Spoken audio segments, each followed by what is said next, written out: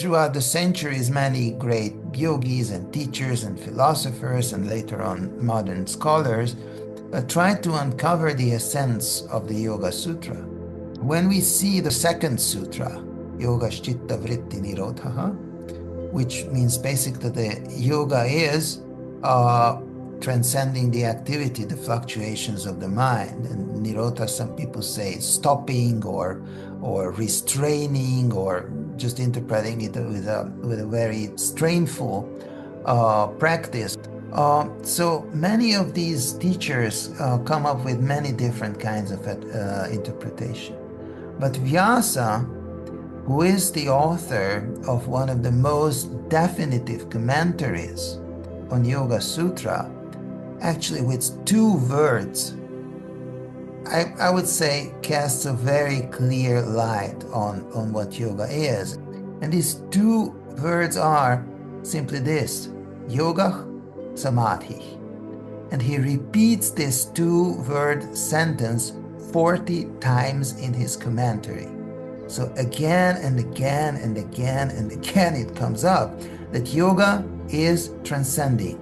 Yoga is transcending. It's not the shoulder stand, not fasting, not this or that, but it's transcending. And that's the essence of the whole thing, that it's not something that you do, it's something that you are. Hello everybody and welcome. Today I'm speaking with Dr. John Bright and Dr. Daniel Powell, 2 Vedic scholars who will be leading a very special in-residence course on the Maharishi Patanjali's Yoga Sutras and chapters 1 to 10 of the Bhagavad Gita. The course will take place from the 9th till the 23rd of August at the maharishi-purusha campuses in West Virginia, USA and Oberstfelde, Germany. Over 2 weeks, participants will dive deep into these timeless texts with Maharishi Mahesh Yogi's commentary, combining profound knowledge with direct experience through group meditation and TM City program. In this conversation, we'll get to know John and Daniel a little better, hear what makes this course unique, and explore their reflections on a few of their favourite verses from each text.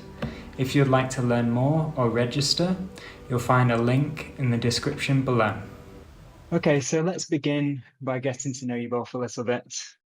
So Dr. John, if that's okay, if we start with you, could you share a little bit about yourself, including what first drew you to this path of Vedic knowledge and what's kept you inspired along the way?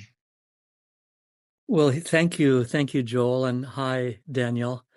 I've been in this a long time. I think I started TM in 1968, and very early on, somehow I was drawn to reading Maharishi's translation and commentary on the Bhagavad Gita, and the way he talked about the meaning of the verses for me was just so simple and direct, and deeply seemed to uncover truths of life that resonated with me. So later on in my career in the TM world, I began to memorize some of the Bhagavad Gita in English. Others have done it in English and in Sanskrit. I never learned Sanskrit, so I couldn't do that. But in that memorization process, then those verses would just kind of be companions in the course of daily life. And somewhere in the early 70s, people asked me to start a weekly Bhagavad Gita reading group, which I began to do. And since that time, I've been in at least one Bhagavad Gita reading group every week for all those years.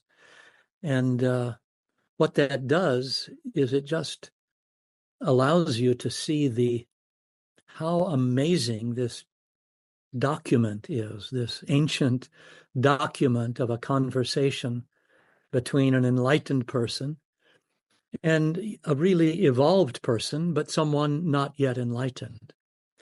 So, Joel, maybe that's a start, and if you have other questions, you can ask. Otherwise, we can hear from Daniel and just continue. Yeah, love to hear from you, Daniel, now and your journey. Yeah, thanks, Joe. Well, I was not in this world in 1968, You're a young guy.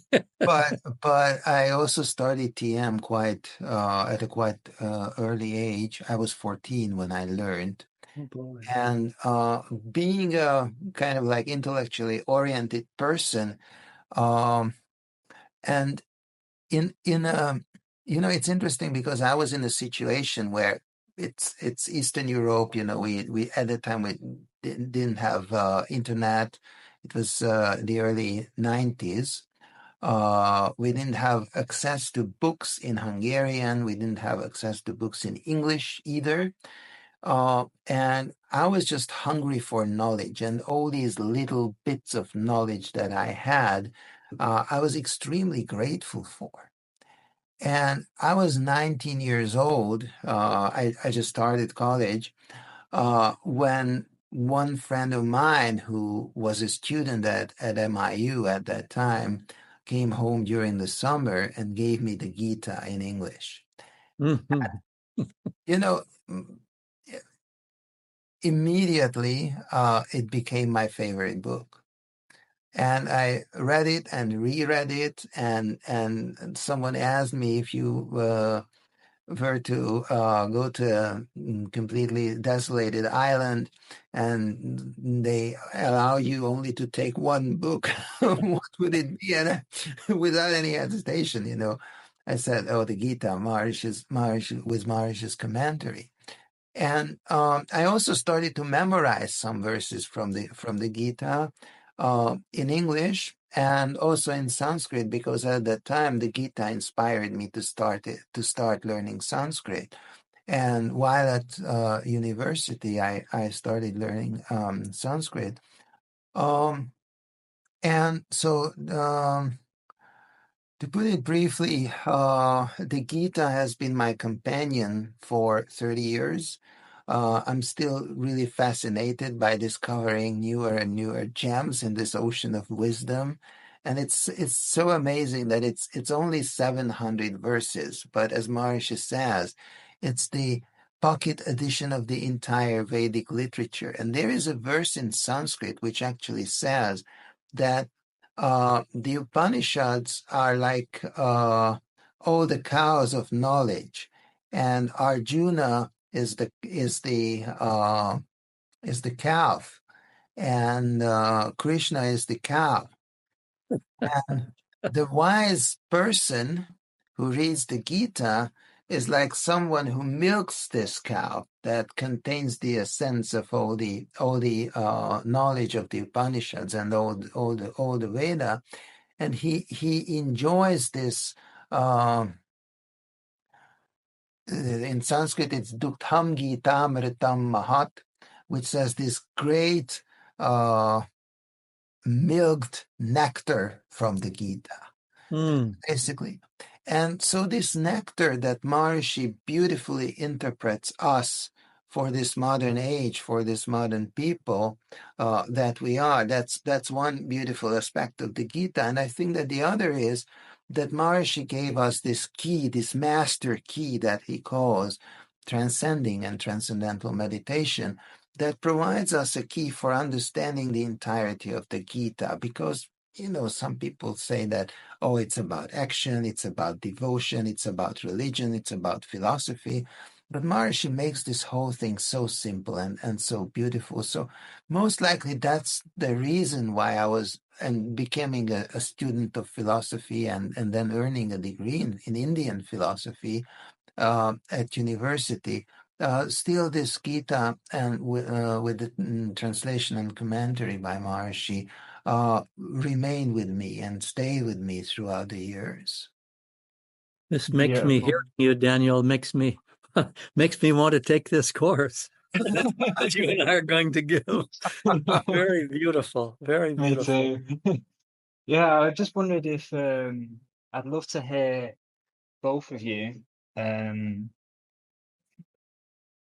One teaching from the Gita throughout your years of being in contact with it that really became real and relevant in your life, and enabled you to overcome some sort of challenge, or if you have any examples to mind, that I'd love to hear.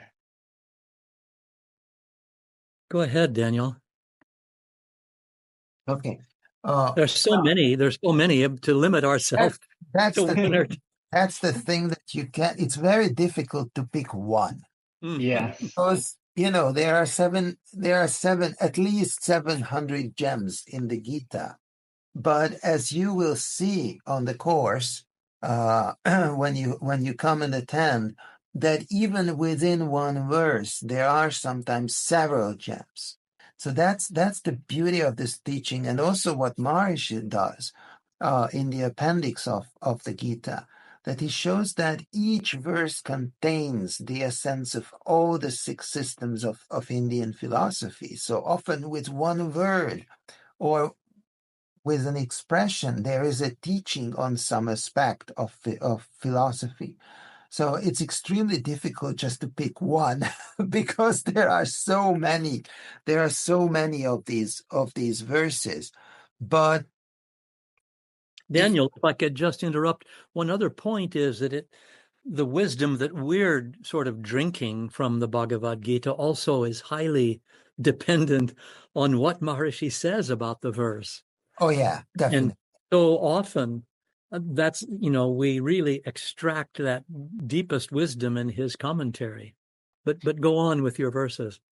Yes, because it's often Maharishi's commentary that sort of like unlocks that gem, or that kind of wisdom hidden in the Gita. So what comes to my mind is actually the second verse from chapter 7. Because it shows that this is really the essence of everything. And it says that I shall declare to you without reserve this knowledge combined with experience, knowing which there remains nothing else to be known here. And this is actually everything, because it shows that the Gita gives that transcendental level of knowledge, that fundamental level of existence, the knowledge of the self, the knowledge of the unified field, knowing which there is nothing else that can be known or to be known. Knowing this, you will know everything. Knowing the self, you will know everything. And also, it adds that this knowledge is combined with experience. So it's not something that the Gita or Maharishi wants to teach us a philosophy or a worldview or any dogma or doctrine or religious tenets or anything. This is knowledge that's combined with experience. You will have a direct knowledge, direct experience of these beautiful spiritual truths and gems of the Gita. And furthermore, what Krishna says, I shall declare to you without reserve. So it's not that something he wants to withhold something, that there is a next level, and no, it's only half of that secret or a quarter of it, and you will have to wait a little bit. But the Gita gives us everything, the real thing, the whole thing, as Gurudev would say. And that's it. So I like this verse very, very much, and I can pick anyone. But please share your gem with us, Raja John. Yes, please, John. Well, Daniel, I want to comment on your choice on that particular verse.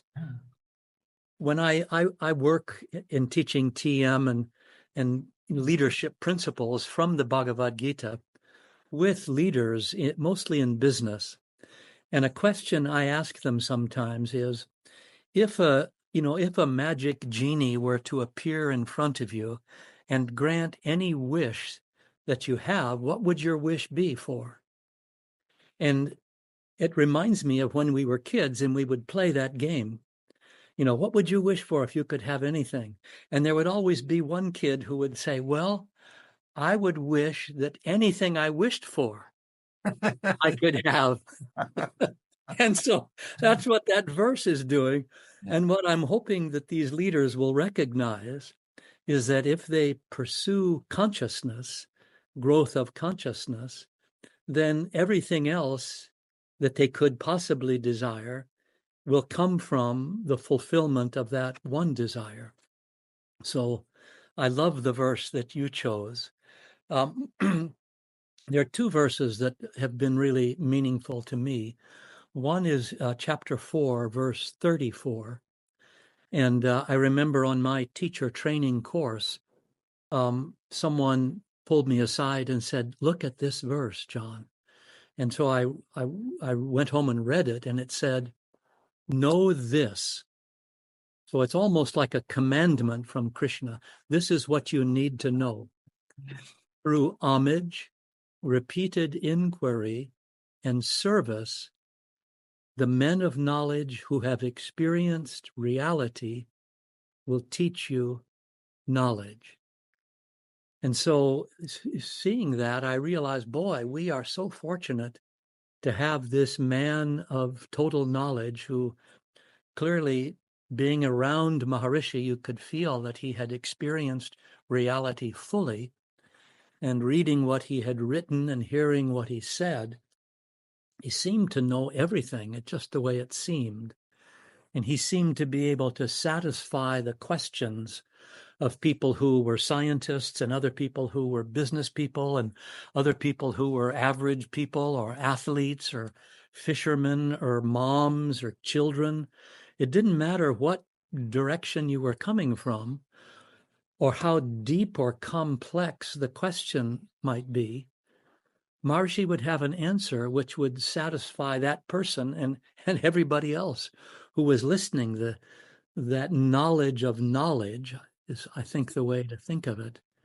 The knowledge of how we know is so profound that you just want to sit there and drink. So that verse to me was really the one that first captured my attention. The other one that I find in teaching Bhagavad Gita that's very uplifting and in a kind of a playful way, the one that says, even if you were the most sinful of all sinners, you would cross over all evil by the raft of knowledge alone. So that knowledge that Daniel was referring to, meaning the understanding of reality, when you combine that with the experience of consciousness, the experience of transcending, the experience of one's own inner self, those two things going together, that's what knowledge is. And it's able to eliminate all the past impressions, all the past stress, whatever, mountains of memory we have from the past. This one single experience, accompanied with the understanding of it, will take one, through all of that baggage to a state of being free from stress and free from limitation. So that's the other verse that I like very, very much. Beautiful. Thank you both for sharing that. Those verses, really beautiful. You mentioned just before we came on, Dr. Daniel, about the verse or like the commentary from Vyasa. I'd love to hear about that, because that's obviously another part of this course that we're talking about, the Yoga Sutras and Bhagavad Gita course in August. So I'd love to also hear that, if that's okay. Yeah, sure. It's interesting because speaking about the Yoga Sutra, it's a different genre of literature than the Gita. It's the Gita is a song. Gita means a song, the divine song or the song of the divine, and it's written in metric verse. It's poetry, actually, and it's interesting because much of the Vedic literature was written in poetry, in poetic form, and interestingly for us, much of the scientific literature, like Ayurveda or grammar or other pieces of knowledge were written also in metric poetry. And another form of expression was sutra.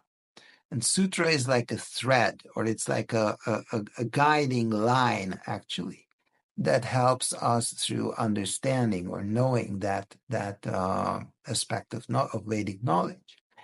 And so sometimes these sutras are very terse, and they are not elaborated much on. And this is why they need commentaries. And the Yoga Sutra, according to tradition, was seen by the sage Patanjali. And several commentaries have been added to it to help understand the essence of it. And, throughout the centuries, many great yogis and teachers and philosophers, and later on modern scholars, tried to uncover the essence of the Yoga Sutra. And Maharishi, as we know, has a very special understanding on yoga, which is different from many of the mainstream modern teachers, that he traces the essence of yoga back to transcendence. And he says that the essence of yoga is transcending. And this is it. And when we see the first, or actually the second sutra, Yoga Chitta Vritti Nirodha, which means basically the yoga is transcending the activity, the fluctuations of the mind. And Nirodha, some people say stopping or restraining, or just interpreting it with a very strainful practice, or concentration and all sorts of things, which Maharishi doesn't really advocate. So many of these teachers come up with many different kinds of interpretation. But Vyasa, who is the author of one of the most definitive commentaries on Yoga Sutra, actually with 2 words, I would say casts a very clear light on what yoga is, and it supports Maharishi's understanding in 200%. And these 2 words are simply this: yoga, samadhi. And he repeats this 2-word sentence 40 times in his commentary. So again and again and again and again it comes up that yoga is transcending. Yoga is transcending. It's not the shoulder stand, not fasting, not this or that, but it's transcending. And that's the essence of the whole thing, that it's not something that you do, it's something that you are. It's on the level of being, it's on the level of transcending, it's on the level of just going beyond all sorts of thought, thinking, and activity and everything. So that's the quote by Vyasa that I wanted to share with you. That's exquisite. Absolutely Isn't it exquisite. beautiful?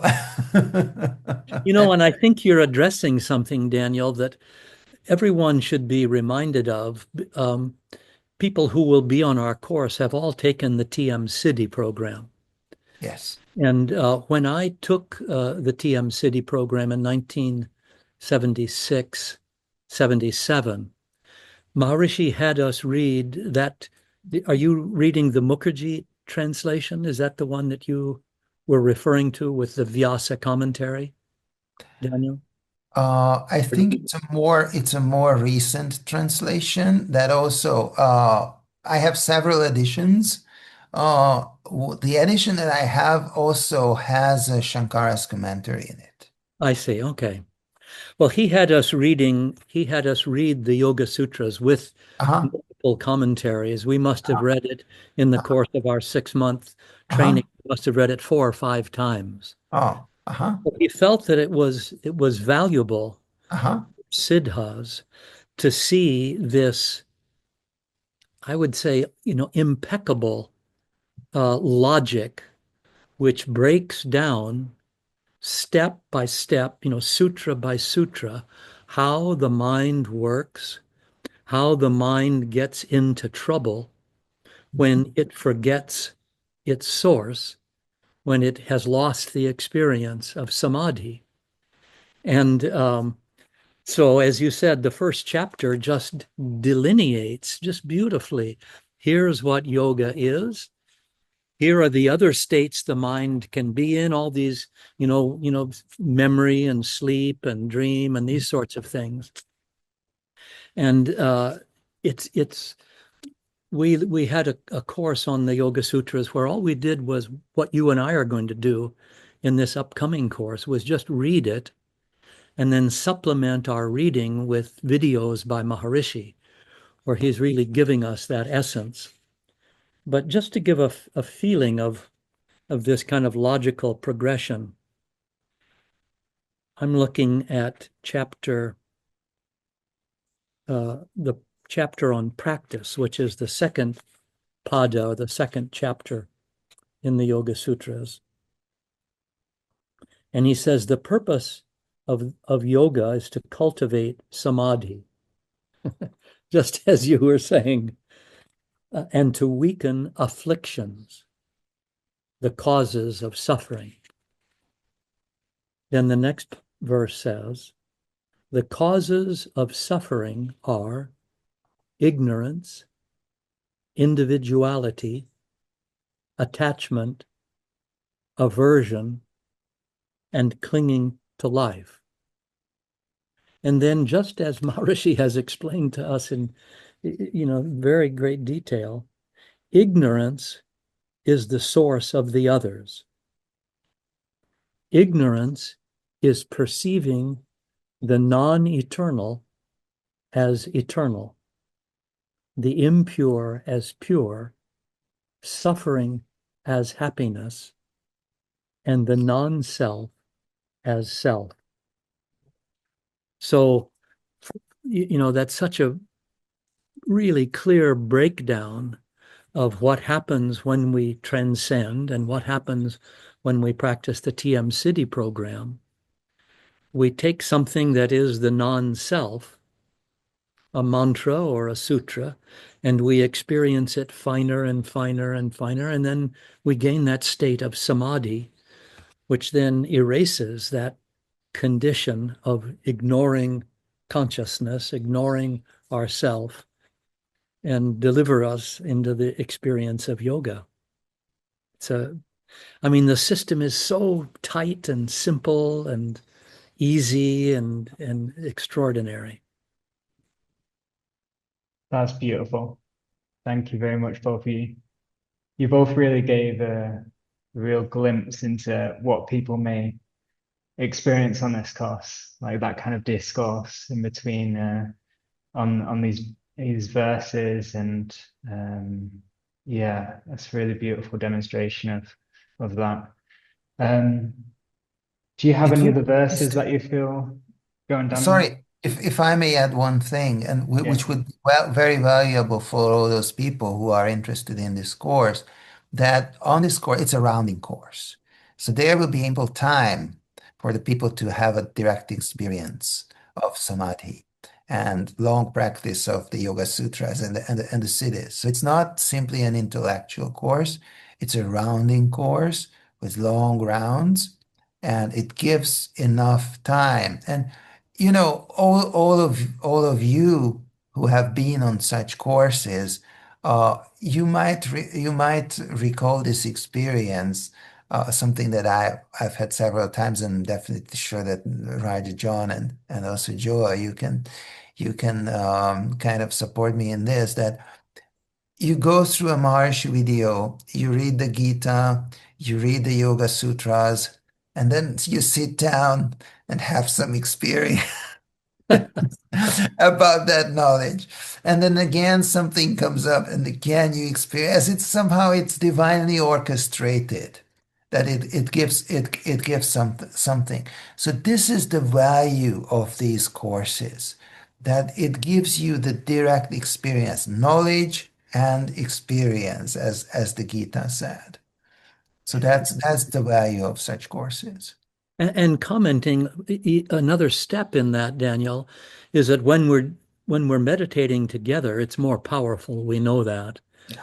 So both in West Virginia and you'll be in Udem, In Ubisfelde. Ubisfelde. In both places, there'll be groups of men. So that group aspect of program will be really strong. And that's another thing that really allows the knowledge to unfold in the most easy way, is that it's not just you and I talking to people. Everybody is really contributing and asking questions and bringing up their own insights. And that propels the understanding aspect in ways that just reading Bhagavad Gita or Yoga Sutras by ourselves never unleashes that kind of level Yeah. of depth of understanding. Yeah. It's a very conducive atmosphere. It's a very conducive environment that one can experience only if one is in such a group. And being with Purusha, also it's always the purest experiences in meditation that one can have. People that come to West Virginia say that they've never been in an environment quite so powerful and pure and restful and exquisite as what they encounter when they come there. Also, we'll be having these videos of Maharishi. So that'll be another, extraordinary component of this particular course where Tade and Giorgio and Joel have really gone through the very best possible talks that he's given on Yoga Sutras and perhaps some on Bhagavad Gita as well. Beautiful, thank you. Yeah, it's a very complete course, I think, and even people that have read the Gita for years or the Yoga Sutras, like I feel like there's still value for these people, like because as you said, it's knowledge and experience, and we're discussing, and we've got tapes as well, so it's a very complete experience. Yeah, I wonder if Daniel, you could tell us a little bit about the campus in Oberstfelde as well for people that haven't been there before. Oh, very nice experience. It's not a, big campus, but it's very comfortable, uh, kind of nice environment. You can say it's a rural environment. Mm. Um, the atmosphere is very settled, very spiritually charged, I would say. And also, it's nice that, there is a group of Purusha there who do long program. And it's for me, it's always like, uh, it's such a funny thing that, maybe it's a very personal thing, but maybe it's something that helps people who have never been to Purusha, or who are just wondering why it's good to go to Purusha. I once tried to explain that if you want to take up surfing and you start doing it on a lake nearby, it's one level. Then you go to the sea, and it's another level. And then when you go to, those very special places like, I don't know, in California or Australia, where there are these huge waves and where the best surfers are, it's something like that. That atmosphere provides you the best, environment for surfing the waves of consciousness. That's very attractive. That pulls us. Yes, absolutely. Um, yeah, thank you both for your time here, going through all this. Yeah, we'll leave with some closing thoughts.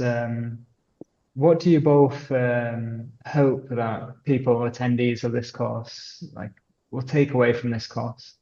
Fly high. I mean, when people leave any course, it's you just feel yourself as if you're driving away, or you're in someone who's driving, and you get to the plane, and then you fly back to where your home is, or you drive back to where your home is. The whole experience is that you're on a different plane of existence when we leave a course. And this one that this summer in August, I know the same men are coming back to West Virginia, many of them who've been there now for 3 years. And it's just like an amazing brotherhood where that the depth of one's own inner self is just there on the surface, with laughter and ease and friendliness. And it's a very special thing being together, and then how that sets us up for the following months when we go back to wherever we live and do whatever we do. Beautiful. Do you have anything else to add to that, Daniel? The fact that these people return, I think, shows that they enjoyed the course, and their dedication to the knowledge is shown by returning year after year. And there are some course participants who started to actually bring their friends and fellow siddhas and governors. And also, I think it's for me, and most likely also for Raja John, it's very inspiring to see that some real transformation is going on within these people. And believe me or not, it's also a very transforming experience for us course leaders. Very And, much. there is this saying that you can learn a lot from your professors. You can learn even more from your colleagues, fellow teachers, but you can learn the most from your students, because through teaching, through going through the knowledge, through, putting it into words again and again and again and again, that knowledge just goes through you and purifies you and transforms you and lifts you up. So this is why I also cherish this periods of time in August when I can, go to Oebisfeld and hold these courses, because it's also a very, very transforming experience for me. And Daniel, as you're speaking, I'm relishing the thought that each afternoon in West Virginia, evening in Oberstfelder, we will be together. The course will be connected, and you and I will get to chat and say hi, and everybody says hi, and it's a cross-Atlantic flow of consciousness and knowledge. It's which is really beautiful. Actually, it's thanks for bringing it up, Raja John, because it's really great that you are sitting in Europe and they are sitting in the US, and it's beautiful to share thoughts, share ideas. And there is one group with certain kinds of insights, certain kinds of mindset, so to say. And there are those people, on the other shore of the Atlantic, who have some completely different ideas and different perspectives or different insights into the knowledge. So it adds a lot. It adds a lot. Maybe one of these days we can figure out how to do it all together in one place. That should be one of our goals. Yeah. In India or in Nepal or somewhere. Yeah. Yeah. And even right now, Joel is in Nepal, so Yeah. be connected across 3 continents. I feel like this will be a great venue for that if you plan to meet in the middle somewhere. Yes. And so do you have any final words? We mentioned about like people coming on regular basis year after year. But do you have any words for somebody maybe that's a Siddha that just completed the Siddhi program that are thinking about getting involved with Purusha? Do you have any words for them? Go ahead, Daniel. Well, I think, there is always more. There is always more. And Maharishi says that life grows towards more and more. And if you feel that you are satisfied with your city program. You are satisfied with the knowledge you've already had and gained. I'm here to assure you that there are definitely higher levels of growth. And this course is something truly beautiful. This can give you a next level, an experience of knowledge, intellectual knowledge, insight into the Vedic literature, into Maharishi's thinking, into Maharishi's understanding of the Vedic literature, specifically the Gita, specifically the Yoga Sutras. And in this very beautiful, conducive environment and atmosphere of the Purusha group, it will definitely take you on a higher level in your city's experience. So if you feel the calling, if you feel the inspiration, please come, please experience this course, please experience this beautiful knowledge, and this will be an experience for your life. I'm definitely sure about it. Daniel, you've inspired me. Thanks. That's totally awesome. I was just looking at you and trying to be as inspiring as possible, you know. There is this saying, actually, to be inspired is great, but to inspire is awesome. Well, you've inspired us. I'm so happy that I could do that. You know, I think as you were speaking again, it triggered a little memory for me of a phrase Maharishi used to use sometimes. He would say, pounce like a tiger in many directions.